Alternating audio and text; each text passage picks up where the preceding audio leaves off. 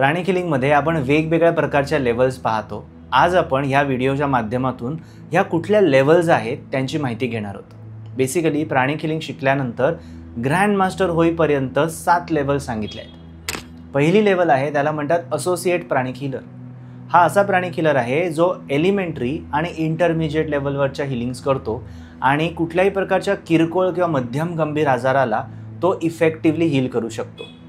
हा 1 वर्षाचा प्रोग्राम असतो ज्यांचा बेसिक, ॲडव्हान्स आणि सायकोथेरपी हे कोर्सेस झालेत ते प्रोफिशियन्सी आणण्यासाठी, आपल्या एक्सपर्टीज आणण्यासाठी असोसिएट प्राणिक हिलर बनू शकतात। त्यानंतर दुसरी लेवल आहे ती म्हणजे सर्टिफाईड प्राणिक हिलर। हा एक्सपर्ट प्राणिक हिलर असतो ज्याने इंटरमिजिएट आणि इवन अजून क्रिटिकल एलिमेंट्सवरती आपली एक्सपर्टीज डेव्हलप केलेली आहे। गंभीर आजारांचं हिलिंग हा व्यक्ती मिरॅक्युलसली करू शकतो।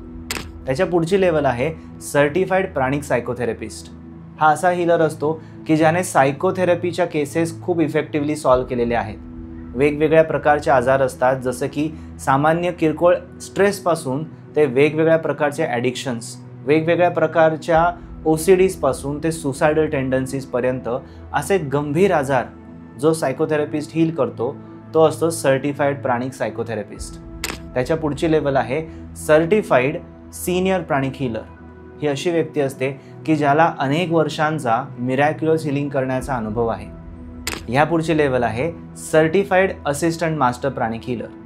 ही व्यक्ती अजून जास्त गंभीर आजारांना बरं करू शकते आणि अशा टेक्निक्स मास्टर चव्हाणनी पब्लिकली रिव्हील केलेल्या नाही आहेत, फक्त काही लोकांपर्यंत ह्या टेक्निक्स आत्तापर्यंत माहिती आहेत। त्याच्या पुढची लेवल आहे सर्टिफाईड मास्टर प्राणिक हिलर।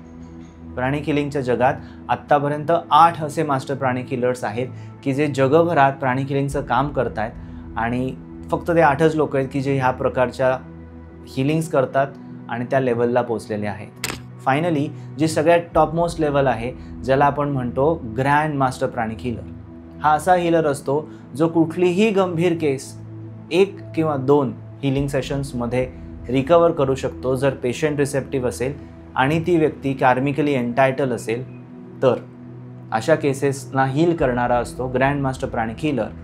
आणि आत्तापर्यंत प्राणिक हिलिंगमध्ये फक्त असा एकमेव हिलर आहे जो ग्रँड मास्टर हिलर म्हणून ओळखला जातो, तो म्हणजे दुसरं तिसरं कोणी नसून ग्रँड मास्टर चोवा कोकसुई हे एकमेव हिलर आहेत। जर तुमचा बेसिक, ॲडव्हान्स आणि सायकोथेरपी असे 3 कोर्सेस झाले असतील तर तुम्ही असोसिएट सर्टिफिकेशनचा विचार करू शकता।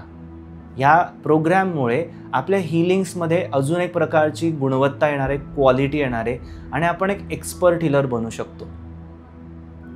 बाय द वे मला हे सांगायला नक्कीच आवडेल की हे लेव्हल्स सांगण्यापाठीमागे कुठली तरी कॉम्पिटिशन सुरू करायची असा त्याचा उद्देश नसून तर आपण कुठल्या लेवलला जाऊ शकतो ज्याने आपण ग्रँड मास्टर बनू हे सांगणं हा आहे। ह्याची सुरुवात नक्कीच एका छोट्या स्टेपने होईल, ती म्हणजे रेग्युलर हिलिंग करणं। जर तुम्ही नियमित हिलिंग करत असाल तर नक्कीच तुम्ही असोसिएट सर्टिफाईड प्राणिक हिलर बनू शकता। थँक्यू।